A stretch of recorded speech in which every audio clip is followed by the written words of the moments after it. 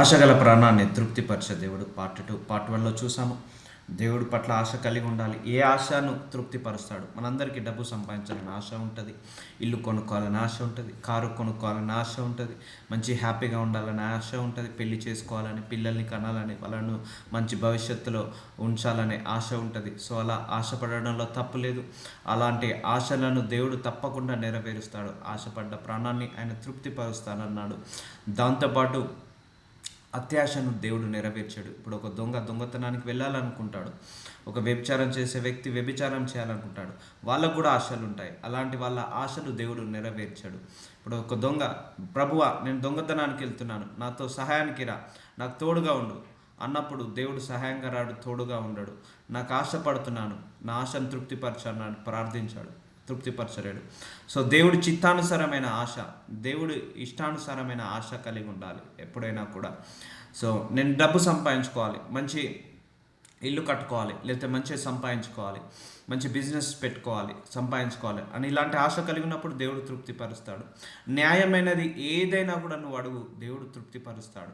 అన్యాయమైనది, అక్రమమైనది, ఇతరులను మోసం చేసి నేను సంపాదించాలి, ఇతరులను మోసం చేసి నేను డెవలప్ కావాలనుకున్నది ఏది కూడా దేవుడు ఎంకరేజ్ చేయడు. ఎందుకంటే మన దేవుడు అతి నీతిమంతుడు, అతి పరిశుద్ధుడు. ఆయన అవినీతి ఎంత మాత్రము లేదు, ఆయనలో ఎంత మాత్రము అవినీతి లేదు, దుర్నీతి లేదు, దురాశ లేదు, దుర్బుద్ధి లేదు. సో మనల్ని కూడా అలా పర్ఫెక్ట్గా ఉండాలని కోరుకుంటాడు. అందుకే ఆశగడ్డ అనొచ్చు, నేను ఆశపడుతున్నాను బ్రదర్, తృప్తి పడవచ్చు కదా, తృప్తి చేయొచ్చు కదా. దేవుడు నేను ఆశపడుతున్నాను కదా ఆ అమ్మాయితో పెళ్లి చేసుకోవాలని, ఆ అబ్బాయితో పెళ్లి చేసుకోవాలని, నేను ఆశపడుతున్నాను కదా నేను ప్రేమించిన అబ్బాయితో ప్రేమించిన అమ్మాయితో పెళ్లి జరగాలని. సో అది దేవుడి చిత్తానికి న్యాయం అయితేనే అది తృప్తి నెరవేరుస్తుంది. నేను ఆశపడుతున్నాను కదా వీళ్ళని మోసం చేసి నేను సంపాదించాలని. సో దేవుడి దృష్టికి అది కరెక్ట్ కాదు. సో మనం నీతి ప్రకారంగా ఉండి, పరిశుద్ధంగా ఉండి, మనం దేవుణ్ణి ఏది అడిగినా ఆయన ఇస్తాడు.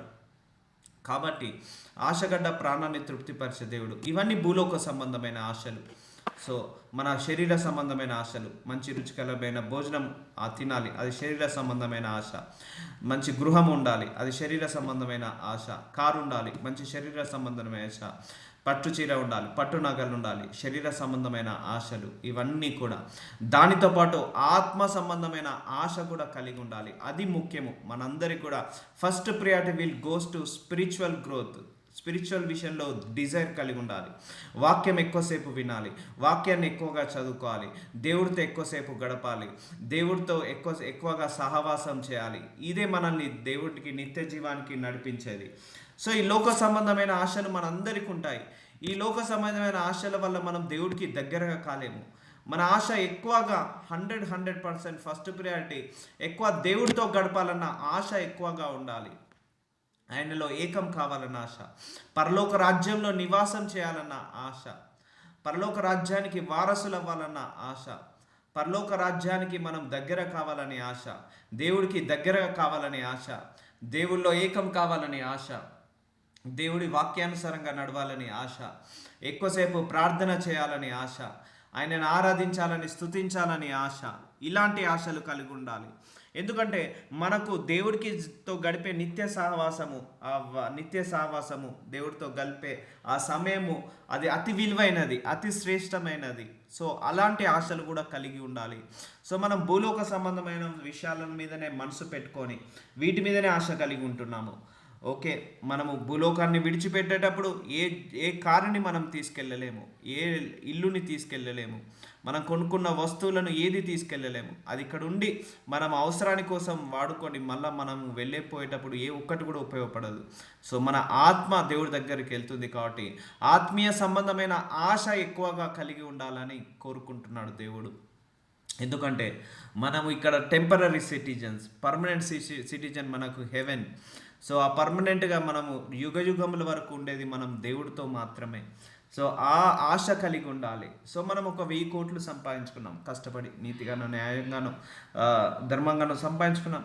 పరలోక రాజ్యం రాలేదనుకోండి, మనకు దాంట్లో మనం నివాసం చేయలేదనుకోండి, అంత సంపాదించి కూడా వేస్ట్. సో ఒక పేదవాడు పరలోక రాజ్యానికి వెళ్ళాడు, అది వాడు నిజమైన సంపాదన అది. సో అందుకే దేవుడితో ఎక్కువసేపు గడిపిన కొద్దీ నాకేంటి లాభం అని అనొచ్చు. సో దేవుడితో ఎక్కువసేపు గడిపినప్పుడు నీకు ప్రశాంతత ఉంటుంది, మనశ్శాంతి ఉంటుంది, దీర్ఘశాంతం ఉంటుంది. నువ్వు లోకంతో స్నేహం చేసినంతసేపు నీకు కష్టాలు ఎక్కువగా ఉంటాయి. లోకంతో స్నేహం చేసినప్పుడు, లోకాశల మీద పడ్డప్పుడు, వాళ్ళు కారు కొనుక్కున్నారు నేను కారు కొనుక్కోవాలి, వాళ్ళు ఇల్లు కొనుక్కున్నారు నేను ఇల్లు కొనుక్కోవాలి, ఇలాంటి ఆశల మీద పడి పడి పడి మనిషి ఏమవుతున్నాడు, నలిగిపోతున్నాడు. అప్పులు చేసి కట్టలేక బాధపడుతూ బాధపడుతూ నశించిపోతున్నాడు. సో నువ్వు ఎప్పుడైతే దేవుణ్ణి వెతుకుతావో, ఎప్పుడైతే దేవుల్లో ఏకమవుతావో, ఎప్పుడైతే దేవుడితో సహవాసం చేస్తావో, అప్పుడు నీకు దీర్ఘశాంతం ఉంటుంది, మనశ్శాంతి ఉంటుంది, నీ యొక్క మనస్సు కుదుటగా ఉంటుంది, నీ శరీరానికి ఆరోగ్యం ఉంటుంది. ఎందుకంటే అనారోగ్య సమస్యలకు కారణము అత్యాశ వల్లనే. మనిషి లేనిపోని అత్యాశల వల్ల పడి పడి పడి పడి రోగాలను కొని తెచ్చుకుంటున్నాడు, నొప్పులను కొని తెచ్చుకుంటున్నాడు. సో ఎప్పుడైతే నువ్వు తక్కువగా ఆశించు భూలోక సంబంధమైన వాటి మీద, ఆత్మ సంబంధమైన వాటి మీద మనసు పెట్టుకో. ఆత్మీయ జీవితం ఎప్పుడైనా మొట్టమొదటి ఫస్ట్ ప్రియారిటీ ఇవ్వాలండి. మనం ఒక పూట భోజనము లేట్ అయినా పర్లేదు, కానీ ఆ బైబిల్ చదువుకోవడం లేట్ కాకుండా చూసుకోవాలి. అది ఆత్మీయ సహవాసము. అలాంటివి చూస్తే వాటి మీద ఆశ కలిగి పెట్టుకోవాలని అంటున్నాడు దేవుడు. అందుకే భూలోక సంబంధమైన వాటి మీద నువ్వు ఆశ పెట్టుకోకు, పరలోక సంబంధమైన వాటి మీద ఆశ పెట్టుకో అని యేసు ప్రభు వారు చెప్తాడు.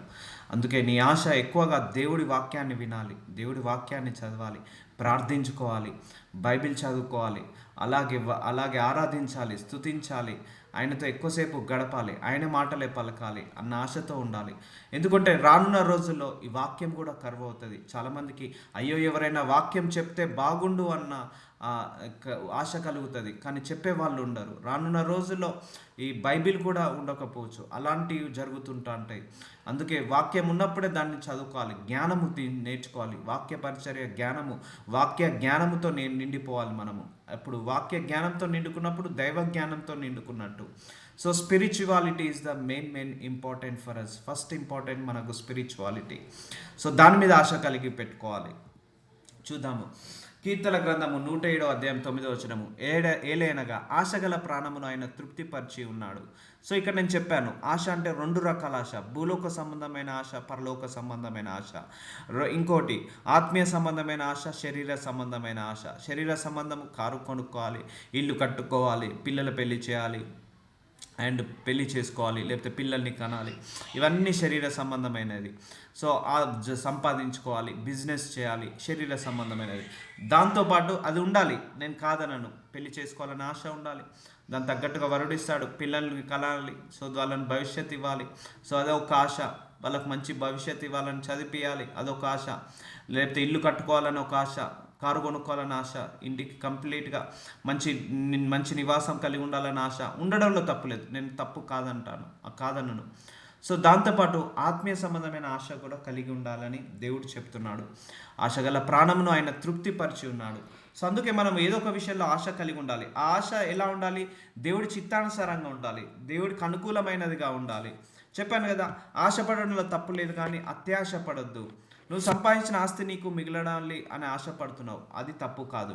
కానీ ఇతరుల సంపాదించిన ఆస్తి కూడా నీకు రావాలని కోరుకుంటావు, చూసావా, అది అత్యాశ. ఆ విషయంలో దేవుడు తృప్తిపరచలేడు. ఇప్పుడు బ్యాంకుకు వెళ్ళి నేను కన్నం వేయాలని ఒక దొంగ అనుకున్నప్పుడు దేవుడు దాన్ని ఎంకరేజ్ చేయడు. ఒక వ్యభిచారం చేయాలని దేవుడు మనం అనుకున్నప్పుడు దేవుడు అది ఎంకరేజ్ చేయడు. పరాయి స్త్రీ మీద, పరాయి పురుషుడి మీద ఆశ కలిగి ఉన్నది, సో దేవుడు దాన్ని సాటిస్ఫై చేయలేడు. సో దేవుడు చిత్తానుసారంగా నువ్వు అడిగినప్పుడే ఆయన సాటిస్ఫై చేస్తాడు. అందుకే ఆశగల ప్రాణాన్ని ఆయన తృప్తిపరిచి ఉన్నాడు, ఆకలి కొనిన ప్రాణంను మేలితో నింపి ఉన్నాడు. సో కీర్తన గ్రంథము 130:7 ఇజ్రాయేలు యెహోవా మీద ఆశ పెట్టుకొనుము. చూసారా, నీ ఆశ దేవుడి మీద పెట్టుకో. యెహోవా యొద్ద కృప దొరుకును. సో ఆయన దగ్గర కృప దొరుకుతుంది, ఆయన కృప వల్లనే మనకు సమస్తము దొరుకుతుంది. ఆయన కృప ఉంటే చాలండి, మీకు ఏది కావాలన్నా కూడా ఆయన కృప వల్లనే పొందుకుంటాము. మన డబ్బు కావాలన్నా, ఐశ్వర్యం కావాలన్నా, బిల్డింగ్ కావాలన్నా, కార్ కావాలన్నా, ఏది కావాలన్నా ఆయన కృప వల్లనే పొందుకుంటాము. అందుకే యెహోవా వద్ద కృప దొరుకును, ఆయన యొద్ద సంపూర్ణ విమోచన దొరుకును. సో దేవుడి దగ్గర సంపూర్ణ విమోచన, విడుదల దొరుకుతుంది. ఆయన దగ్గర కృప దొరుకుతుంది. ఇజ్రాయేళ్ల దోషములన్నింటిలో నుండి ఆయన వారిని విమోచించును. మనం ఎన్నో తప్పులు పొరపాట్లు చేసిన వాటన్నిటి నుంచి విడుదల కలగ చేస్తాడు. అందుకే ఆశపడ్డ ప్రాణాన్ని తృప్తిపడతాడు. సో నువ్వు ఈ ఆశ దేవుడి మీద పెట్టుకోండి. సో మనము ఇప్పటి వరకు ఈ లోక సంబంధమైన ఆశ కలిగి ఉన్నాము. భూలోకంలో మంచిగా ఉండాలి, సంపాదించాలి, తప్పు కాదు. నేను 100% ఆశ కలిగి ఉండాలి అంటాను. సో నువ్వు హ్యాపీగా ఉండాలి, హెల్తీగా ఉండాలి, వెల్తీగా ఉండాలి, మంచి కారు కొనుక్కోవాలి, ఇల్లు కొనుక్కోవాలి, ఇవన్నీ ఆశలు కలిగి ఉండాలి, తప్పని నేను. అంతకంటే ముందు దేవుడితో సావాసం కలిగి ఉండాలి, దేవుడితో ఎక్కువసేపు గడపాలన్న ఆశ కలిగి ఉండాలి. యెహోవా మీద ఆశ పెట్టుకొను, అంటే దేవుడి మీద ఆశ పెట్టుకొని ఉండవు. ఆయన దగ్గర నీకు కృప దొరుకుతుంది, సమాధానం దొరుకుతుంది, సాక్ష్యము దొరుకుతుంది. చాలామంది అంటారు నాకు సంతోషం లేదు. నువ్వు యేసయ్యలోనే సంతోషం ఉంది, యేసయ్యలోనే ఆనందం ఉంది. నువ్వు సంతోషం అక్కడెక్కడ వెతుకోకు. ధనంలో వెతుకున్నంతసేపు నీకు సంతోషం దొరకదు. ఆస్తులలో పాస్తులలో వెతుకున్నంతసేపు నీకు సంతోషం ఆనందం దొరకదు. ఐశ్వర్యంలో వెతుకున్నంతసేపు నీకు సంతోషం దొరకదు. కారులో, బంగ్లాలలో, ఐఫోన్లో వెతుకున్నంతసేపు నీకు సంతోషం దొరకదు. సో యేసయ్యలోనే సంతోషం ఉంది, ఆయనలోనే ఆనందం ఉంది, ఆయనలోనే తృప్తి ఉంది, ఆయనలోనే ఆశీర్వాదం ఉంది. సో ఆయనను వెతుకు, ఆయన మీద ఆశ పెట్టుకో, ఆయనకు దగ్గర కావాలని ప్రేర్ చేసుకో. సో అప్పుడు నీకు సంపూర్ణ విమోచన దొరుకును. సో కీర్తన గ్రంథము 131 అధ్యాయం 2వ వచనము, నేను నా ప్రాణమును నిమ్మలపరుచుకొని ఉన్నాను, సంధాయించుకొని ఉన్నాను. చూసారా, నిమ్మలపరుచుకొని ఉన్నాను, మనకు మనం సంధాయించుకొని ఉన్నాను. చనుపాలు విడిచిన పిల్ల తన తల్లి యొద్దనున్నట్లు, చనుపాలు విడిచిన పిల్ల అయినట్లు నా ప్రాణమును వద్ద ఉన్నది. ఇది మొదలుకొని నిత్యము యెహోవా మీదనే ఆశ పెట్టుకొనుము. చూసారా, నిత్యము యెహోవా మీదనే ఆశ పెట్టుకోనము, దేవుడి మీదనే ఆశ పెట్టుకోవాలి మనము. సో ఈ లోకంలో ఏది పర్మనెంట్? అన్నీ కూడా పర్మనెంటే, ఏది కూడా పర్మనెంట్ కాదు, అన్ని టెంపరవరే. సో మనం అన్నిటి మీద ఆశ పెట్టుకుంటున్నాము, కానీ దేవుడి మీద ఆశ పెట్టుకోవడం తగ్గిపోతుంది. సో అందుకే ఈ లోక ఆశల మీద ఆశ పెట్టుకున్నంతసేపు you will always get disappointed, నువ్వు డిసప్పాయింట్ అవుతావు. కానీ దేవుడి మీద ఆశ పెట్టుకున్నప్పుడు మనం ఎప్పుడు కూడా డిసప్పాయింట్ కాలేము. అందుకే దేవుడితో ఎక్కువసేపు గడిపి ప్రార్థన చేసుకొని, బైబిల్ చదువుకొని, ఎంత వీలైతే అంత వాక్యం విన్నప్పుడు మనకు ఎలాంటి ప్రాబ్లమ్స్ రాకుండా, అంటే మనకు ఆ లోకాశల వైపు తిరిగినప్పుడే మనకు ఆ మనశ్శాంతి అనేది కరువవుతుంటుంది. కాబట్టి ఎప్పుడు నిత్యము యెహోవా మీదనే ఆశ పెట్టుకొనుము అంటున్నాడు. ఇది మొదలుకొని, సో ఈరోజు మనము ఇది మొదలుకొని, ఈరోజు ఎంతమంది అయితే వాక్యం వింటున్నామో ఈరోజు మొదలుకొని నిత్యము యెహోవా మీదనే ఆశ పెట్టుకొనుము. ఇది నీతి అనుసారమైన ఆశ, పవిత్రమైన ఆశ, ఇది పరిశుద్ధమైన ఆశ. సో లోక సంబంధమైన ఆశలు పెట్టుకున్నప్పుడు అవి తృప్తి పడకపోయినప్పుడు మనము డిసప్పాయింట్ అవుతుంటా అంటాము. అందుకే నీ ఆనందము ఎక్కడో వెతుకోకు, దేవుల్లోనే మనకు ఆనందం ఉంది, దేవుల్లోనే సంతోషం ఉంది, దేవుల్లోనే మనకు ఆ ఆశపడ్డప్పుడు మన తృప్తి కలుగుతుంది. అందుకే ఎక్కువసేపు మార్చుకుందాం మన ప్రవర్తన, మన ఆలోచన విధానం మార్చుకొని ఎక్కువసేపు దేవుడితో గడపాలని అనుకున్నప్పుడు మనకు ఆ దీర్ఘశాంతము, ఆ మనశ్శాంతి, ఆ ఆరోగ్యము, ఆ శక్తి, ఆ బలము మనము దేవుడి దగ్గర నుంచి పొందుకుంటాము. యెహోవాను స్తుతించుడి. కీర్తన గ్రంథము 146 అధ్యాయం 1వ వచనంలో యెహోవాను స్తుతించుడి, నా ప్రాణమా యెహోవాను స్తుతింపుము. చూసారా, దేవుణ్ణి స్తుతించాలి, ఆరాధించాలి. దాంట్లోనే నీకు సంతోషం, ఆనందం దొరుకుతుంది. ఆయనను ఆరాధించి స్తుతించినప్పుడు నీకు సంతోషం దక్కుతుంది. నా జీవిత కాలం అంతయు నేను యెహోవాను స్తుతించేదను, నేను బ్రతుకు కాలం అంతయు నా దేవుణ్ణి కీర్తించేదను. సో అందుకోసమే మనం భూలోకానికి వచ్చాము. మనం ఈ భూలోకానికి దేవుడి ద్వారా మనం రూపొందించబడ్డాము, దేవుడి వల్ల రూపొందించబడ్డాము, దేవుడి కోసం మనం రూపొందించబడ్డాము. సో దేవుణ్ణి స్తుతించాలి, ఆయన ఆరాధించాలి.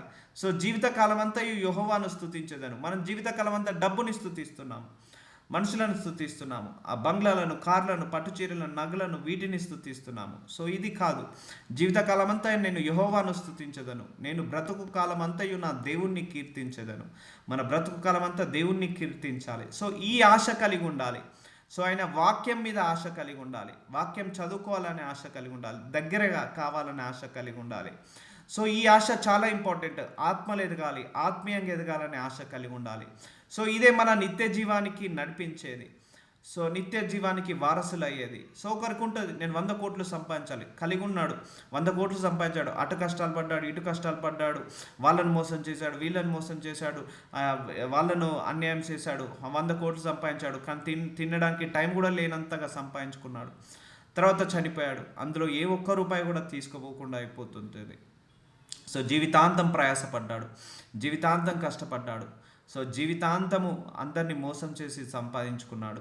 సో జీవితాంతం అందరినీ అన్యాయం చేసి సంపాదించుకున్నాడు. తను సుఖంగా లేడు, తనతో ఉన్న వాళ్ళను సుఖంగా ఉండనివ్వలేదు.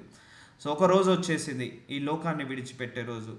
సో అప్పుడు ఆయనకు ఆ సంతోషం లేకుండా పోతుంది. సో ఆయన ఆశపడి సంపాదించుకున్నంత పోతుంది. సో ఇక్కడ మనకు మాత్రం మనము ఆశపడాల్సింది యేసయ్య మీద ఆశ పెట్టుకోవాలి.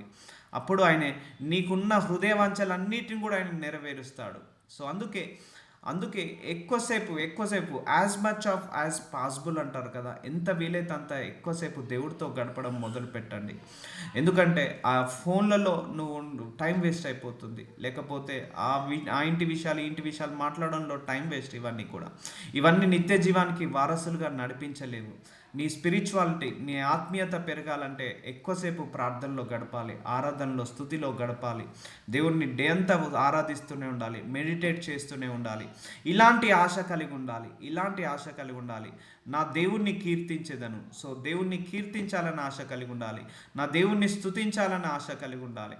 నా దేవుడి వాక్యము వినాలనే ఆశ కలిగి ఉండాలి. సో ఇలాంటి ఆశలు కలిగి ఉన్నప్పుడు నువ్వు మెల్లిమెల్లిగా ఈ లోక సంబంధమైన ఆశల నుంచి దూరమై దేవుడి మీద నువ్వు ఆధారపడాల్సి వస్తుంటుంది. దేవుడి ఆశలు పెంచుకోవాల్సి ఉంటుంది. రాజుల చేతనైనను నరుల చేతనైనను రక్ష కలగదు కానీ వారిని నమ్ముకొనకుడి. సో మనకు ఎవరి నుంచి రక్షణ దొరకదు, ఎవరి నుంచి మనకు సహాయం దొరకదు. మనం ఎవరి మీద ఆశ పెట్టుకున్నా కూడా అది టైంకి ఎవరు కూడా అందించలేరు. వారి ప్రాణము వెడలిపోవును, వారి మంటి పాలగుదురు, వారి సంకల్పము నాడే నశించును. సో మనం ఎవరి మీద ఆశ పెట్టుకున్నా కూడా అది నెరవేరదు. కానీ ఎవరి యాకోబు దేవుడు సహాయమగుడునో, ఎవడు తన దేవుడైన యెహోవా మీద ఆశ పెట్టుకున్నాడో వాడు ధన్యుడు. చూడండి, నువ్వు ఆస్తి మీద ఆశ పెట్టుకుంటున్నావు, నువ్వు ధన్యుడవు కాదు. బంగ్లాల మీద ఆశ పెట్టుకుంటున్నావు, ధన్యుడవు కాదు. నువ్వు పట్టు చీరల మీద, నగల మీద ఆశ పెట్టుకుంటున్నావు, ధన్యుడవు కాదు. సో ఇక్కడ ఎవరి మీద ఆశ పెట్టుకోవాలి? యాకోబు దేవుడు సహాయుడగున్నావు. సో ఆయనే మన సహాయము. మనల్ని ఆదరించాలన్నా, ఆదుకోవాలన్నా, సహాయం చేయాలన్నా, హెచ్చించాలన్నా, ఘనపరచాలన్నా, బలపరచాలన్నా, మహిమపరచాలన్నది మన దేవుడికే సాధ్యము. ఎవడు తన దేవుడైన యెహోవా మీద, సో మనందరి దేవుడు ఎవరు? యెహోవా మీద ఆశ పెట్టుకొనునో వాడే ధన్యుడు. సో చూసారా, కానీ మన భూలోకంలో ఎవరు ధన్యులు అంటారు? ఎక్కువ ఎవరు సంపాదిస్తే వాళ్ళే ధన్యులు అంటారు. ఎవరు సీఎంని ధన్యులు, లేకపోతే ఒక మంత్రులను, ప్రధానమంత్రులను, లేకపోతే బంగారు వస్త్రాలు ధరించుకున్న వాళ్ళను ధన్యులు అంటారు. ఎక్కువ సంపాదించిన వాళ్ళను ధన్యులు అంటారు ఈ భూలోకంలో ఉన్న మనుషులైతే. కానీ దేవుడి దృష్టికి అలాంటి వాళ్ళు ధన్యులా కాదు. దేవుడి దృష్టికి ఎవరు ధన్యులట? ఎవరైతే ఆశ పెట్టుకుంటారో, ఎవరి మీద? లోకం మీదనా, దేవుడి మీదనా? దేవుడి మీద ఆశ పెట్టుకుంటారో. ఎవరైతే ఎక్కువ సమయం గడుపుతారో, ఎవరితోటి? లోకంతోట, దేవుడితోటి. ఎవరిని అయితే ఎక్కువగా స్తుతిస్తారో, అంటే దేవుణ్ణి స్తుతిస్తారా, డబ్బున్న వాళ్ళను స్తుతిస్తారా? సో వాళ్ళ మీద ఆశ పెట్టుకుంటారో, సో యెహోవా మీద ఆశ పెట్టుకుంటున్నాం వాడు ధన్యుడు. సో కానీ మనుషుల దృష్టికి ఇలాంటి వాళ్ళు ధన్యులు కాదు. ఎవరు ఎక్కువ బంగారం కొనుక్కుంటే, ఎవరు ఎక్కువ ఆస్తులు సంపాదిస్తే, కూడబెట్టుకుంటే వాళ్ళు గ్రేట్ అంటారు. వాళ్ళు అన్యాయం అక్రమాలు చేసి కూడా వాడు టాలెంటెడ్ అంటారు. వాడు స్కిల్, టాలెంట్ అని గొప్ప మాటలు మాట్లాడతారు. ఏది? డబ్బులు ఎక్కువ సంపాదించిన వాళ్ళను పొగుడుతారు మనుషులు, ప్రేజ్. కానీ నిజంగా ఎవరైతే దేవుడి వాక్యం మీద ఆశ పెట్టుకుంటారో, ఎవరైతే దేవ జ్ఞానంతో నిండుకుంటారో, ఎవరైతే దేవుడితో సహవాసం చేస్తారో, ఎవరైతే దేవుడికి దగ్గరగా అవుతారో, ఎవరైతే ఎక్కువసేపు ప్రార్థనలు గడుపుతారో, ఎవరైతే దేవుడితో నిత్య సహవాసం చేస్తారో వాడు మాత్రమే ధన్యుడు. ఇది దేవుడిలా. సో దేవుడి దృష్టికి ధన్యమైనది చేయాలా మనం, మనుషుల దృష్టికి ధన్యమైనది చేయాలా. సో మనుషుల దృష్టికి ధన్యమైనది చేసినప్పుడు దేవుడి దృష్టికి నువ్వు ధన్యుడుగా అనిపించుకోవు. అందుకే దేవుడికి ఏది చిత్తమో అదే ఆలోచించాలి. దేవుడి చేత మనం నిర్మించబడ్డ వాళ్ళము, దేవుడి వల్ల నిర్మించబడ్డ వాళ్ళము. ఆయనే ఆలోచిస్తేనే మనం ఈ భూలోకానికి వచ్చాము, ఆయన పంపిస్తేనే ఈ భూలోకానికి వచ్చాము, ఆయన నిర్మిస్తేనే మనము ఈ రూపాన్ని పొందుకున్నాము. ఆయన నిర్మించినందుకు ఆయన కోసం మనల్ని నిర్మించుకున్నాడు. సో అందుకే ఈ భూలోకంలో మన పని ఏంటిది? ఆయన గురించి తెలుసుకోవడమే మన పని, ఆయనతో ఎక్కువసేపు సాహసం చేయడమే మన పని, ఆయనను ఆరాధించి స్తుతించి ఆ ఆరాధన స్తుతుల ద్వారా ఆయన మహిమ తెచ్చుకోవడమే మన పని. సో ఇందుకోసమే మనల్ని పంపించాడు. కానీ ఈ లోకంతో స్నేహం చేసి వాటితో డైవర్ట్ అయిపోయి మనము నానా విధములైన శోధనలో పడిపోతున్నాము, బాధలో పడుతున్నాం, చింతలో విచారంలో పడిపోతున్నాము. సో అవి ఉండాలి, నేను కాదనను. మంచి ఉండడానికి ఒక మంచి గృహం ఉండాలి, తిరగడానికి ఒక కారు ఉండాలి, వేసుకోవడానికి మంచి బట్టలు దుస్తులు ఉండాలి, అవన్నీ ఉండాలి. సో వాటి విషయంలో కూడా ఆశ కలిగి ఉండాలని నేను చెప్తున్నాను. ఆశ కలిగి ఉండడంలో తప్పు లేదు. దానికంటే ఫస్ట్ ప్రియారిటీగా సో యెహోవా మీద ఆశ పెట్టుకున్నవాడు ధన్యుడు. సో ఇక్కడ ఏమని రాస్తుంది? దేవుడి మీద ఆశ పెట్టుకున్నవాడు ధన్యుడు అన్నారు. కానీ కారు మీద, బంగ్లాల మీద, పిల్లల మీద, లేకపోతే వస్తువుల మీద, లేకపోతే ఫర్నిచర్ మీద, వీటి మీద ఆశ పెట్టుకున్నవాడు ధన్యుడు అని రాసి పెట్టలేదు. సో అందుకే మన ఆశ ఎక్కడ ఉండాలి? దేవుడి పైన ఉండాలి. ఆయన ఆకాశమును, భూమిను, సముద్రమును, దాని లోపలను సర్వను సృజించినవాడు. ఆయన ఎన్నడూను మాట తప్పనివాడు. చూసారా, ఆకాశము, భూమి, భూలోకము, సర్వ సృష్టిని సృష్టించాడు. మన కంటికి కనిపించేది వీటన్నిటిని కూడా ఆయనే సృష్టించాడు. సో ఆయన మీద ఆశ పెట్టుకున్నప్పుడు నీ ఆశ భంగము కానేరదు. అందుకే నువ్వు నా మీద ఆశ పెట్టుకున్నావు కదా, నీ ఆశ భంగము కానేరదు అంటాడు. అందుకే నువ్వు నా మీద ఆశ పెట్టుకున్నావు కాబట్టి నేను మాట తప్పనివాడు. సో ఎప్పుడైతే దేవుడికి దగ్గరగా అవుతామో ఈ శోధనలు దూరం అవుతాయి, ఈ వేదనలు, ఈ అనారోగ్య సమస్యలు ఇవన్నీ దూరం అవుతాయి. ఎప్పుడైతే దేవుడికి దూరం అవుతావో ఇవన్నీ కూడా ప్రాబ్లమ్స్ స్టార్ట్ అవుతుంటాయి. కాబట్టి ఎక్కువసేపు దేవుడితో గడపండి, ఆయన మీద ఆశ పెట్టుకోండి. ఆయన మీద ఆశ పెట్ట వాళ్ళను ఎప్పుడు కూడా తృప్తిపరుస్తాడు. ఆయన మీద ఆశ పెట్టుకున్న వాళ్ళని ఎప్పుడు కూడా డిసప్పాయింట్ చేయడు. అందుకే ఇది ఆత్మీయ ఆహారం మీద ఆశ పెట్టుకోండి ఎప్పుడు కూడా. ఇప్పటి వరకు మన సగం జీవితం అయిపోయింది. ఈ సగం జీవితం అంతా కూడా ఈ లోక సంబంధమైన విచారణ, లోక సంబంధమైన ఆశలు, లోక సంబంధమైన పోకడలు, వీటి మీద మనం ఆశ పెట్టుకున్నాము. కానీ అది నిజంగా ధన్యతన? సో కాదు. అలా ఆశ పెట్టుకొని కూడా ఇప్పటి వరకు మనము ఏమీ పొందుకోలేము. ఆశ పెట్టుకొని కూడా చాలా డిసప్పాయింట్ అయిపోయాం, డిమోటివేట్ అయిపోయాం, డిప్రెషన్ అయిపోయాం, అనుకున్నది కోల్పోయాము, సాధించలేకపోయాము. కానీ when you turn your heart to God, ఎప్పుడైతే నీ హృదయము దేవుడికి వైపు తిరుగుతుందో, దేవుడి మీద ఆశ పెట్టుకుంటావో, దేవుడి యొక్క వాక్యం మీద ఆశ పెట్టుకుంటావో, అప్పుడు నీ యొక్క హృదయ తలంపులు, ఆలోచనలు అన్నీ కూడా మారిపోతుంటా ఉంటాయి. దేవుడితో సావాసమే ఆశ పెట్టుకోవాలి ఇప్పటి నుంచి అందరూ కూడా. ఎందుకంటే ఇది రానున్న రోజులలో వాక్యం కూడా దొరకదు, వాక్యం చెప్పడానికి కూడా ఎవరు ఉండరు, శ్రేష్టమైన వాక్యం కూడా ఉండదు. అయ్యో వాక్యం ఎవరైనా బోధిస్తే బాగుండు, వాక్యం చదువుకోవడానికి బైబిల్ ఉంటే బాగుండు అన్న రోజులు కూడా వస్తాయి. కాబట్టి మనము ఉన్నప్పుడే వాక్యముతో నిండుకోవాలి, దేవుడి తలంపులతో నింపుకోవాలి, దేవుడి మీద ఆశ పెట్టుకొని ఉండాలి. అలాంటి వాళ్ళే ధన్యుడు అంటున్నారు. దేవుడు సహాయం అగునో ఎవడు తన దేవుడైన యెహోవా మీద ఆశ పెట్టుకొనునో. సో మనకు సహాయం చేసేది దేవుడే, రాజులు కాదు, మంత్రులు కాదు. ఇక్కడ చూడు, రాజుల చైతన్యను, నరుల చైతన్యను రక్షణ కలగదు. ఎవరి ద్వారా మనకు రక్షణ కలగదు, ఎవరిని నమ్ముకొనకుడి అని ఇక్కడ దేవుడు బైబిల్లో రాసి పెట్టాడు. మనకు సహాయం దొరికేది దేవుడి దగ్గర నుంచే. అలాంటి దేవుడికి దూరం కావద్దు, అలాంటి దేవుడికి దూరంగా బ్రతకద్దు, అలాంటి దేవుడికి దూరంగా మనము నివసించద్దు. అలాంటి దేవుడికి దగ్గరగా కలగాలి, దగ్గరగా సావాసం చేయాలి, ఆశ పెట్టుకోవాలి. ఆశపడ్డ ప్రాణాన్ని ఆయన తప్పకుండా తృప్తిపరుస్తాడు. అందరి మీద ఆయనకు సమాన కృప ఉంటుంది. సో ఎవరైతే ఆయన మీద దగ్గరగా ఉంటారో వాళ్ళకు తొందరగా సమాధానాలు, సాక్ష్యాలు వస్తుంటా ఉంటాయి. అందుకే మన first priority is the God is the first priority ఉండాలి. మిగిలిన అన్ని రెస్ట్, ఏదైనా కూడా దేవుడి తర్వాతనే. ఆస్తి అయినా, పాస్తి అయినా, బంగ్లా అయినా, కార్ అయినా, లేకపోతే ఏదైనా కూడా దేవుడి తర్వాతనే. మిగిలిన అన్నీ ఆయన వెనుక వచ్చేటియే. సో అందుకే ఆయనతోటి ఏ ఆశీర్వాదాన్ని పోల్చకండి. ఆయన మన జీవితంలో ఉండడమే గొప్ప ఆశీర్వాదము.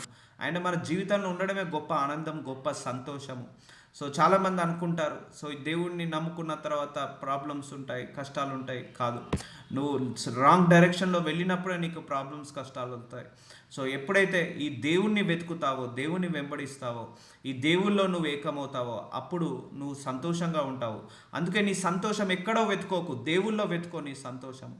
నువ్వు ఈరోజు ఒక 2-3 గంటలు నువ్వు దేవుడితో గడిపావా, అదే నీకు మహానందము, అదే నీకు మహా సంతోషము. నువ్వు లోకం వైపు వెతికినంతసేపు నువ్వు సంతోషంగా ఉండలేవు. దేవుణ్ణి వెతుకు, దేవుల్లో ఉండు. దేవుల్లో నిలకడగా ఉన్నప్పుడే మనకు సంతోషం ఉంటుంది, ఆనందం ఉంటుంది. సో ఎందుకంటే సంతోషం ఎక్కడో వెతకాల్సిన అవసరం లేదు. యేసయ్యలోనే సంతోషం ఉందని నేను చాలాసార్లు చెప్పాను. ఆయన లోపలనే ఆనందం ఉంది, ఆయన లోపలనే ఆశీర్వాదం ఉంది, ఆయన లోపలనే స్వస్థత ఉంది, ఆయన లోపలనే విడుదల ఉంది, ఆయన లోపలనే విమోచన ఉంది. సో ఆయనను నువ్వు వెంబడిస్తున్నప్పుడు దేవుడు సహాయకుడగును. సో ఎవరి దేవుడు సహాయకుడగును? సో నువ్వు ఆయనను వెంబడిస్తున్నావు. ఎవరిని వెంబడిస్తున్నావు? నీకు సహాయం చేసే వాళ్ళని వెంబడిస్తున్నావు. ఇక్కడ చూడండి, ఎన్నడూ మాట తప్పని వాడు. సో నువ్వు ఎవరిని వెంబడిస్తున్నావు? ఎన్నడి మాట తప్పని వాడిని వెంబడిస్తున్నావు. ఎవరు సహాయం చేస్తారో వాళ్ళని వెంబడిస్తున్నావు. రాజులను, మంత్రులను అండ్ నరులను నువ్వు వెంబడించట్లేదు. వాళ్ళ దగ్గర నుంచి నీకు సహాయం దొరకదు. నువ్వు వెంబడించేది దేవుణ్ణి వెంబడిస్తున్నావు. ఆయన దగ్గర నుంచి నీకు సహాయం దొరుకుతుంది. ఆయన ఎలాంటి వాడు? మాట తప్పని వాడు. సో అలాంటి మాట తప్పని వాడిని మనం వెంబడిస్తున్నాము. మన మాటలో నిలకడగా ఉన్నవాడని, నీతిమంతుని వెంబడిస్తున్నావు. నీతివంతుడి మీద ఆశ పెట్టుకుంటున్నావు. సో యెహోవా మీద ఆశ పెట్టుకుని వాడు ధన్యుడు. యెహోవా ఎవరు? నీతిమంతుడు. ఆయన పరిశుద్ధుడు, దేవుడు, మనకు రాజు, ప్రభువు. ఆయన సర్వాన్ని సృష్టించిన సర్వ సృష్టికర్త ఆయనే. సో ఆయన మీద ఆశ పెట్టుకుంటున్నాము. ఆయన మీద మనము వెంబడిస్తున్నాము. ఆయనను వెంబడిస్తున్నాము కాబట్టి అందరూ కూడా ధన్యులు. సో అందుకే shift your heart to God. మీ యొక్క హార్ట్లో కూడా అన్ని హృదయాలన్నిటిని కూడా కడిగివేసి, మీ తలంపులు, మీ ఆలోచనలు అన్నీ కూడా కడిగివేసేసి దేవుడి వైపు తిప్పండి. అప్పుడు మీకు జాబ్ కావాలా, ప్రమోషన్ కావాలా, అన్నీ ఆయన్నే సమకూరుస్తాడు. సో నువ్వు ఫస్ట్ ప్రియారిటీ జాబ్కి ఇచ్చినప్పుడు, ఆ ఇంటికి ఇచ్చినప్పుడు, గృహానికి ఇచ్చినప్పుడు, ప్రమోషన్కి ఇచ్చినప్పుడు you will not get anything. So when you are giving first priority to God, all will come to you. Because అవన్నీ కూడా, ఆశీర్వాదాలన్నీ కూడా ఆయన లోపలనే ఉన్నాయి, ఆయన సరౌండింగ్స్లోనే ఉన్నాయి, ఆయన హ్యాండ్ ఓవర్లోనే ఉన్నాయి. ఆయన సహాయం చేస్తేనే మనకు దక్కుతుంది. సో చూద్దాము. కీర్తన గ్రంథము 146 అధ్యాయం 7వ వచనం. బాధపరచబడు వారికి ఆయన న్యాయము తీర్చును, ఆకలిగొనిన వారికి ఆహారము దయచేయను, యెహోవా బంధింపబడిన వారిని విడుదల చేయను. చూసారా, నేను చాలా సందర్భాలు చెప్పాను. Everything whatever you want, you need to get it from God only. గర్భఫలమా? దేవుడి దగ్గర నుంచే. వివాహమా? దేవుడి దగ్గర నుంచే. ఆరోగ్యమా? దేవుడి దగ్గర నుంచే. నొప్పులు విడుదలన? దేవుడి దగ్గర నుంచే. స్వస్థతన? దేవుడి దగ్గర నుంచే. విమోచనన? దేవుడి దగ్గర నుంచే. న్యాయం జరగాలన్న దేవుడి దగ్గర నుంచే. మనకు 3 పూటల ఆహారం దక్కుతుంది, అది దేవుడి దగ్గర నుంచే. మంచి ఆహారము దేవుడి దగ్గర నుంచే. మనం దుస్తులు వేసుకుంటున్నాము, అది దేవుడి దగ్గర నుంచే. మనం సంపాదించుకోవడానికి జ్ఞానం ఉంది, అది దేవుడి దగ్గర నుంచే. మంచి కమ్యూనికేషన్ స్కిల్స్ ఉన్నాయి, అవి దేవుడి దగ్గర నుంచే. ఎడ్యుకేషన్ ఉంది, అది దేవుడి దగ్గర నుంచే. ఎక్స్పీరియన్స్ ఉంది, అది దేవుడి దగ్గర నుంచే. తెలివి ఉంది, అది దేవుడి దగ్గర నుంచే. బుద్ధి ఉంది, అది దేవుడి దగ్గర నుంచే. చూసారా, మనకున్న సమస్తము దేవుడి దగ్గర నుంచే. మనం అనుకుంటాం మనం ఏదో చదువుకున్నామని. ఆ చదువుకోవడానికి సహాయం చేసింది కూడా ఆయనే. ఆ చదువుకోవడానికి ఆ డబ్బులను పంపించింది ఆయనే. ఏదో మనం కష్టపడి సంపాదించుకొని నెలకు సంపాదించుకుంటున్నాం అనుకుంటున్నాం. ఆ సంపాదించుకోవడానికి అవకాశాన్ని కల్పించింది ఆయనే. ఈ create the opportunity for us. మన కోసం ఆపర్చునిటీస్ క్రియేట్ చేశాడు. సో ఆకాశ పక్షులను ఆయన పెంచి పోషిస్తున్నాడు. సో మనల్ని కూడా పెంచి పోషించేది ఆయనే. అంతకంటే శ్రేష్ఠులు మీరు కారా? సో అందుకే ఇలాంటి దేవుణ్ణి వదిలేసి వేటి మీద ఆశ పెట్టుకుంటున్నావు? It is your question. నీ యొక్క క్వశ్చన్ ఇది. దేవుడు టుడే ఆస్కింగ్ ద క్వశ్చన్. దేవుడు అందరినీ ప్రశ్నిస్తున్నాడు. సో వేటి మీద నువ్వు ఆశ పెట్టుకుంటున్నావు? ఎందుకంటే బాధపరచు వారికి ఆయన న్యాయం తీర్చేవాడు. సో ఆయన మీద ఆశ పెట్టుకోవట్లేదు. ఆకలి కొనిన వారికి ఆహారము దయచేను. మనం ఆకలి లేకుండానే ఆయన మనకు ఆహారాన్ని ఇస్తున్నాడు. సో ఆయన మీద మనం ఆశ పెట్టుకోవట్లేదు. బంధింపబడిన వారిని విడుదల చేయను. సో ఆయన విమోచిస్తున్నాడు. బంధించబడిన వాళ్ళను విడుదల చేస్తున్నాడు. సో ఆయన మీద మనం ఆశ పెట్టుకోవట్లేదు, వేరే వాటి మీద ఆశ పెట్టుకుంటున్నాం. ఒక్కొక్కరికి ఒక్కొక్క రకమైన ఆశ ఉంది. సో వాళ్ళ హృదయ ఆలోచనలను బట్టి, పరిస్థితులను బట్టి ఒక్కొక్క ఆలోచన ఉంది. But shift your focus to God from today. యెహోవా గుడ్డివారి కన్నులను తెరవజేయవాడు. సో దేవుడికి అసాధ్యమైనది అంటూ ఏది లేదు.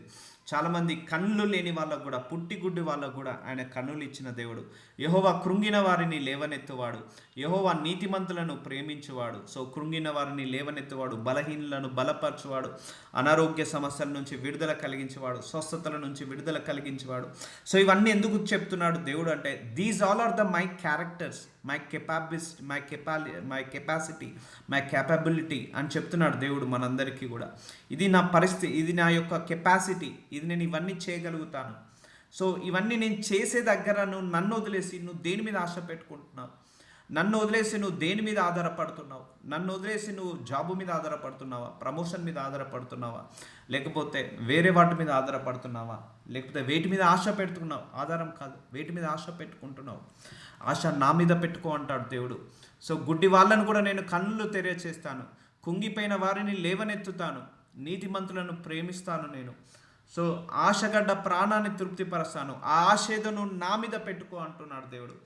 అప్పుడు దేవుడు నీకున్న ఆశలన్నిటిని కూడా ఆయన చిత్త ప్రకారం తృప్తిపరుస్తాడు. సో యెహోవా పరదేశులను కాపాడువాడు, ఆయన తండ్రి లేని వారిని విధవరాండ్రను ఆదరించువాడు, భక్తిహీనుల మార్గమును ఆయన వంకర మార్గముగా చేయును. సో పరదేశులను, ఫారినర్స్ కాపాడువాడు, తండ్రి లేని వారిని విధవరాలను ఆదరించువాడు, భక్తిహీనుల మార్గమును ఆయన వంకర మార్గముగా చేయును. యెహోవా నిరంతరము ఏలును సియోను, నీ దేవుడైన తరములన్నింటిని రాజ్యము చేయును. చూసారా, మన దేవుడు తరతరములు రాజ్యము చేయను. సో యుద్ధము ఆయనదే, రాజ్యము ఆయనదే, ఆ రాజు ఆయనే, అధికారి ఆయనే. సో ఆయన విడుదల కలిగించేది ఆయనే, స్వస్థత కలిగించేది ఆయనే, మనల్ని ఆశీర్వదించేది ఆయనే, హెచ్చించేది ఆయనే, సమాధానపరిచేది ఆయనే, శాంతినిచ్చేది ఆయనే, దీర్ఘశాంతాన్ని ఇచ్చేది ఆయనే, మనకు ఆ స్వస్థతను కలిగించేది ఆయనే, మనల్ని ఏలేది ఆయనే. సో ఆయనే అందరినీ ఉద్ధరించువాడు, ఆదరించువాడు. ఆయన అతి పరిశుద్ధుడు, నువ్వు ఆయన మీద ఆశ పెట్టుకో. ఆయన అతి నీతిమంతుడు, నువ్వు ఆయన మీద ఆశ పెట్టుకో. ఆయన కృంగిన వారిని లేవనెత్తువాడు, ఆయన మీద ఆశ పెట్టుకో. కానీ వేటి మీద ఆశ పెట్టుకోకు. ఈ లోక సంబంధమైన డబ్బు మీద కావచ్చు, బంగారం మీద కావచ్చు, వస్త్రాల మీద కావచ్చు ఆశ పెట్టుకోకు. సో ఆశ ఉండాలి, కానీ అది అత్యాశలాగా మారద్దు. దానికోసమే బ్రతకొద్దు, దానికోసమే నువ్వు జీవించద్దు.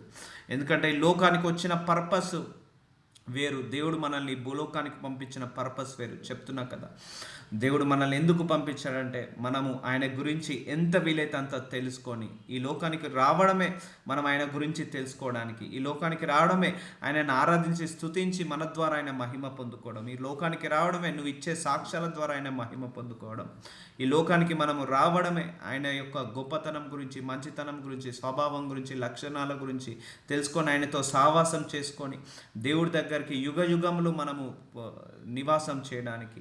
So these all are the training period. భూలోకం మనకు ఎప్పుడైనా ట్రైనింగ్ పీరియడ్.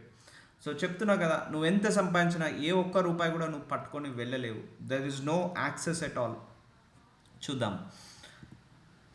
వెండికి ఆశపడక నా ఉపదేశమును అంగీకరించుడి. సామెతలు 8:10 మేలి మీ బంగారు నాశింపక తెలివి నొందుడి. సో చూడండి, దేని మీద ఆశ పెట్టుకోవాలని దేవుడు చెప్తున్నాడు మనకు. సో నువ్వు నా మీద ఎందుకు ఆశ పెట్టుకోవాలని రీజన్స్ చెప్పాడు. ఎందుకంటే నేను విమోచిస్తాను, సహాయం చేస్తాను, మాట తప్పను, నేను మిమ్మల్ని ఆశీర్వదిస్తాను, మిమ్మల్ని నేను కృంగిపోయిన వాళ్ళను నేను నిలబెడతాను, బలహీనులను బలవంతులుగా చేస్తాను. సో అందుకే నువ్వు నా మీద ఆశ పెట్టుకోమన్నాడు. సో ఇక్కడ వేడి మీద ఆశ పెట్టుకోకు. వెండికి ఆశపడక నా ఉపదేశమును అంగీకరించుడి. ఉపదేశం అంటే దేవుడి వాక్యాలు. దేవుడి వాక్యాలను అంగీకరించండి, వాటి మీద ఆశ పెట్టుకోండి. దేవుడి మాటల మీద, దేవుడి వాక్యాల మీద ఆశ పెట్టుకోండి. మేలిమి బంగారం ఆశింపక తెలివి నొందుడి. సో తెలివి, జ్ఞానము, ఇదే మనకు ఇంపార్టెంట్. సో డబ్బును ఆశించినప్పుడు అదేమి తెలివిని పెంచదు. సో నువ్వు జ్ఞానవంతుడుగా ఉండమంటున్నాడు, తెలివివంతుడుగా ఉండమంటున్నాడు. అంటే ఏది right, wisdom is very very important. దేని మీద ఆశ పెట్టుకోవాలి, దేని మీద ఆశ పెట్టుకోవద్దు, దీని మీద నువ్వు జ్ఞానము కలిగి ఉండు. సో దేని నమ్మాలి, దేనిని నమ్మద్దు, దీని మీద నువ్వు జ్ఞానము కలిగి ఉండు అంటున్నాడు. నా మాటల మీద ఆశ పెట్టుకో, నా ఉపదేశంను అంగీకరించు. Accept my word of God.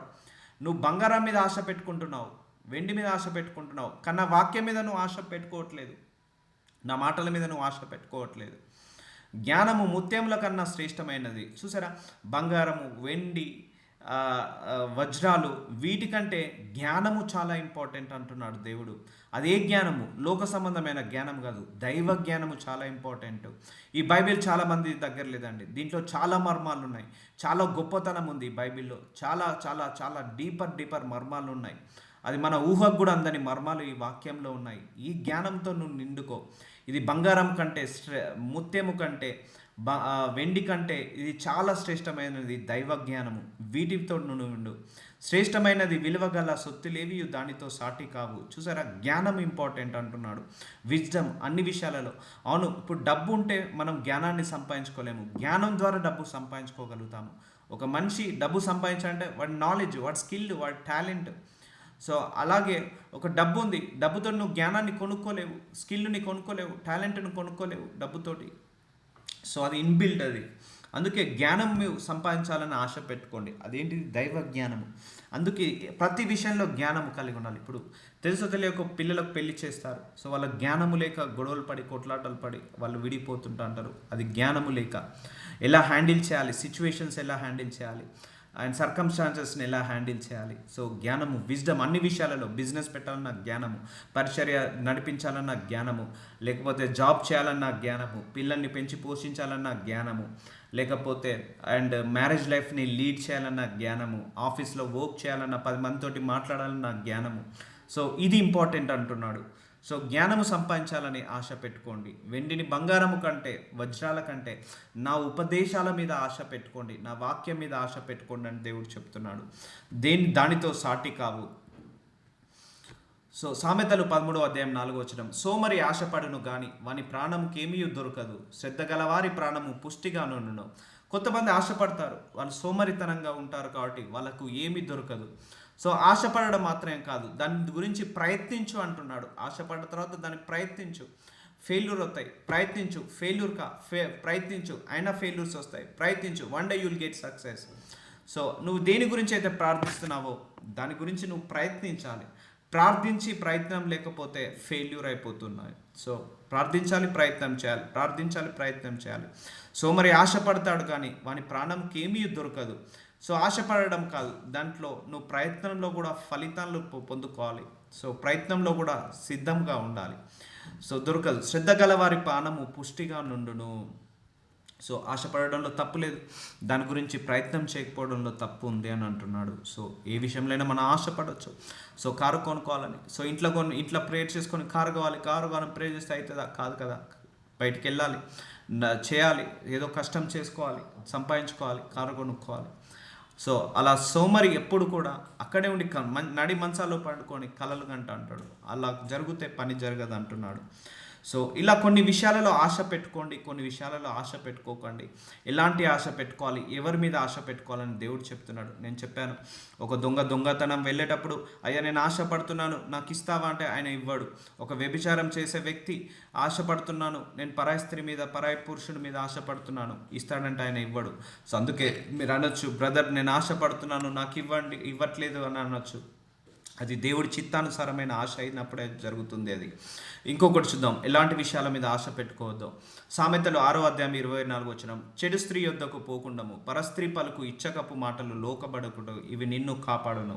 దాని చక్కదనం నందు నీ హృదయంలో ఆశపడకము, అది తన కన్నురెప్పలను చిలికించి నిన్ను లోపరుచుకొని నీయకము. సో ఎప్పుడైతే చెడు స్త్రీ, పరాయి స్త్రీ కానీ పరాయి పురుషుడి మీద చాలామంది ఆశ పెట్టుకుంటూ ఉంటారు. సో అలాంటి వాళ్ళకు ఆశను నేను నెరవేర్చను, అది కట్ చేసుకోండి మీరు. అలాంటివి ఉన్నా కూడా, ఇప్పుడు దొంగతనం చేయాలన్న వ్యక్తి ఆ ఆశ తీసేసుకోవాలి. నీతిగా బ్రతకాలన్న ఆశ కలిగి ఉండు. సో దేవుడు దాన్ని సహకరిస్తాడు. పవిత్రంగా బ్రతకాలనే ఆశ కలిగి ఉండు, ఆయన సహకరిస్తాడు. అంతేకాని చెడు స్త్రీ దగ్గరికి పోవాలని చాలామంది కూడా ఆశలు ఉంటాయి. అలాంటి వాటిని నేను బ్రేక్ చేస్తాను, అలాంటి వాటిని నేను ఎంకరేజ్ చేయను అంటున్నాడు. సో నీ ఆశ కూడా ఎలా ఉండాలంటే చాలా పరిశుద్ధమైన వాటి మీద ఉండాలి, పవిత్రమైన వాటి మీద ఉండాలి. సో వేశ్య సాంగత్యము చేయువానికి రొట్టె తునక మాత్రము మిగిలి ఉండును, మగనాలు మిక్కిలి విలువగల ప్రాణమును వేటాడును. ఒకడు తన ఒడిలో అగ్ని నుంచుకొని ఒడిలా వానికి వస్త్రము కాలకుండునా. ఇప్పుడు మన ఒడిలో అగ్ని పెట్టుకొని ఉంటే మన వస్త్రాలు కాలకుండున్నా, అలాగే ఒక దొంగతనము ఆశపడ్డది కూడా అలాగే వాడికి తిరిగి వస్తుంది. ఒక వ్యభిచారం చేసే వ్యక్తి అలాగే ఆశపడుతుంది. ఇతరులను ఆశించే స్త్రీని కావచ్చు, ఇతరులను ఆశించే పురుషుడు కావచ్చు, ఇతరులను ఆశించే ధనాన్ని కావచ్చు, ఇతరులను ఆశించే ఆ డబ్బుని కావచ్చు, అది కూడా నీ ఒడిలో పెట్టుకున్న ఒక అగ్ని లాంటిదే. సో ఇలాంటి వాటి మీద ఆశ పెట్టుకోవద్దు. సో ఒకటి, పరాయి స్త్రీని, పరాయి పురుషుణ్ణి, లేకపోతే పరాయి యొక్క ధనాన్ని, పరాయి వాళ్ళ యొక్క సొమ్ము, అది ఎలాంటిదంటే మన ఒడిలో పెట్టుకున్న మంట లాంటిదట, అగ్ని లాంటిదట. అది నువ్వు వాటి మీద ఆశ పెట్టుకుంటే అది నిన్నే కాల్చివేస్తుంది. అలాంటి వాటి మీద ఆశ పెట్టుకోకని అంటున్నాడు. సో చాలామంది అడుగుతారు, నేను ఇష్టపడుతున్నాను కదా, నేను ప్రేమించిన అమ్మాయి పెళ్లి చేసుకోవడానికి, ప్రేమించిన అబ్బాయిని పెళ్లి చేసుకోవడానికి, మేబీ అది దేవుడి చిత్తానికి వ్యతిరేకంగా ఉండొచ్చు, దేవుడి ప్రణాళికకు వ్యతిరేకంగా ఉండొచ్చు, లేకపోతే అది పెళ్లి చేసుకుంటే కష్టాలు పడవచ్చు, అందుకే దేవుడు ఆపుతాడేమో. సో మనకు తెలియదు. నేను ఇష్టపడుతున్నాను కదా, ఆ ఇల్లు కొనుక్కోవాలి, ఏ ఇల్లు కొనుక్కోవాలని. సో అది దేవుడి చిత్తానికి వ్యతిరేకంగా ఉండొచ్చు. సో నేను ఇష్టపడుతున్నాను కదా, నాకు ఆల్రెడీ వేరే స్త్రీ పురుషున్నాక, వివాహం జరిగినాక కూడా వేరే వాళ్ళతో తిరగాలని. సో అది దేవుడి చిత్తానికి వ్యతిరేకం అది. సో ఇలాంటి పనులు దేవుడి చిత్తానికి వ్యతిరేకంగా నువ్వు ఏది ఆశపడ్డా కూడా అది ఎలా ఉంటుందంటే నీ ఒడిలో అగ్నిని పెట్టుకొని కూర్చున్నట్టే. మన ఒంట్లో మంట పెట్టుకున్నప్పుడు మన శరీరం కాలకుండా ఉంటుందా? ఉండదు కదా. సో అలాంటి వాటి మీద ఆశ పెట్టుకోకండి అంటున్నాడు. ఒకడు నిప్పుల మీద నడిచిన యెడల వాని పాదములు కమలకుండున, తన పొరుగువాని భార్యను కూడువాడు ఆ ప్రకారమే నాశనమగును, ఆమెను ముట్టువాడు శిక్ష తప్పించుకొనగుడు. సో ఇలాంటి వాటి మీద ఆశ పెట్టుకోవద్దు. చాలామందికి ఇలాంటివి కూడా ఉంటాయి. సో ఇలాంటి వాటి మీద కూడా ప్రార్థనలు కూడా అడుగుతుంటారు. సో ఇలాంటి వాటి మీద మనసు పెట్టుకోకూడదు. ఇలాంటి వాటి మీద నీది కానిది ఏదైనా కూడా దాని మీద మనసు పెట్టుకున్నామంటే ఒక నిప్పుల మీద నడిచిన వాడి వాళ్ళ ఉంటాయి. నిప్పుల మీద నడిచినప్పుడు పాదములు కాలకుండా ఉంటాయా? ఒంటిలో అగ్ని పెట్టుకున్నప్పుడు మండకుండా ఉంటుందా? సో అందుకే మనం వేటి మీద ఆశ పెట్టుకోవాలి? దేవుడి మీద ఆశ పెట్టుకున్నవాడు ధన్యుడు. అంటే ఇవన్నీ కూడా ఎగ్జాంపుల్స్ లాగా చెప్తున్నాడు దేవుడు. సో ఈ దీని మీద ఆశ పెట్టుకుంటే నీ పరిస్థితి ఇలా ఉంటుంది, దీని మీద ఆశ పెట్టుకుంటే నీ పరిస్థితి ఇలా ఉంటుంది. ముత్యాల మీద, బంగారం మీద, వజ్రాల మీద ఆశ పెట్టుకుంటే నీ పరిస్థితి ఒకలాగా ఉంటుంది. పరాయి స్త్రీ మీద, పరాయి పురుషు మీద ఆశ పెట్టుకుంటే నీ పరిస్థితి ఒకలాగా ఉంటుంది. నువ్వు నా మీద ఆశ పెట్టుకో, నీ పరిస్థితి చక్కబడుతుంది. ఎందుకంటే కృంగిపోయిన వాళ్ళను నిలదీసేవాడిని నేనే, ఆశీర్వదించేవాడిని నేనే, విమోచించేవాడిని నేనే అని దేవుడు చెప్తున్నాడు. కాబట్టి మన ఆశ అంతా కూడా ఇప్పుడు ఎవరి మీద షిఫ్ట్ కావాలి? దేవుడి మీదకి షిఫ్ట్ కావాలి. మన ఆశ అంతా కూడా వాక్యం మీదకి షిఫ్ట్ కావాలి, ప్రార్థన మీదకి షిఫ్ట్ కావాలి. మన ఆశ అంతా కూడా ఈ యొక్క దేవుణ్ణి ఎక్కువసేపు టైం స్పెండ్ చేయడం మీదకి షిఫ్ట్ కావాలి. తన పొరుగు భార్యను కూడువాడు ఆ ప్రకారమైన నాశనమగును, ఆమెను ముట్టువాడు శిక్ష తప్పించుకున్నాడు. దొంగ ఆకలిగొని ప్రాణరక్షణ కొరకు దొంగిలిన ఎడల ఎవరును వారిని తిరస్కరింపవు కదా. చెప్పాను కదా, ఒక దొంగతనం చేయాలి, బ్యాంకు కన్నం వేయాలి. అయ్యా ప్రభు అని నేను ఈరోజు బ్యాంకుకి కన్నం వేయాలి, నేను దొంగతనానికి వెళ్తున్నాను, నాకు సహాయం చేయి, ఎవరికి దొరకకుండా అని ఫస్ట్ ఆయన్నే దొరకబట్టిస్తాడు. అలాంటి వాళ్ళు కూడా ప్రార్థిస్తారు, నేను చూశాను. దొంగతనానికి వెళ్ళేటప్పుడు ప్రార్థించి వెళ్తాడు. సో అది దేవుడు యాక్సెప్ట్ చేయడు. ఆశపడుతున్నాడు వేరే వాళ్ళ దాని మీద. సో ఆ ఆశను అడియాశలు అవుతుంటా ఉంటాయి. వాడు దొరికిన ఎడల ఏడింతల చెల్లింపవలెను. చూసారా, తన ఇంటి ఆస్తి అంతయో అప్పగింపవలెను. సో వాళ్ళు దొరికిపోతారు. వాళ్ళు వాళ్ళు తీసుకున్న దానికంటే ఎక్కువగా ఆస్తిపాస్తులన్నీ కూడా అమ్మేసి ఇవ్వాల్సి వస్తుంది. అందుకే దొంగతనం చేయాలని ఆశపడితే దేవుడు నేను తృప్తిపరచను అంటున్నాడు. ఒక వ్యభిచారం చేసే వ్యక్తి నేను వ్యభిచారం చేయాలని ఆశపడితే నేను తృప్తిపరచను అంటున్నాడు. సో నువ్వు నీతిగా ఉండి, అయ్యా నేను నీతిగా ఒక బిజినెస్ చేసుకోవాలి, ఒక జాబ్ చేసుకోవాలి, పరిశుద్ధంగా ఉండాలి, నేను ఆశపడుతున్నాను ఒక మంచి ఇల్లు కొనుక్కోవాలి, దేవుడు తప్పకుండా సాటిస్ఫై చేస్తాడు.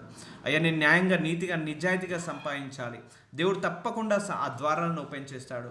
నేను పరిశుద్ధంగా, పవిత్రంగా ఉండాలని ప్రార్థించుకో, దేవుడు తప్పకుండా ఆశపడ్డ ప్రాణం తృప్తిపరుస్తాడు.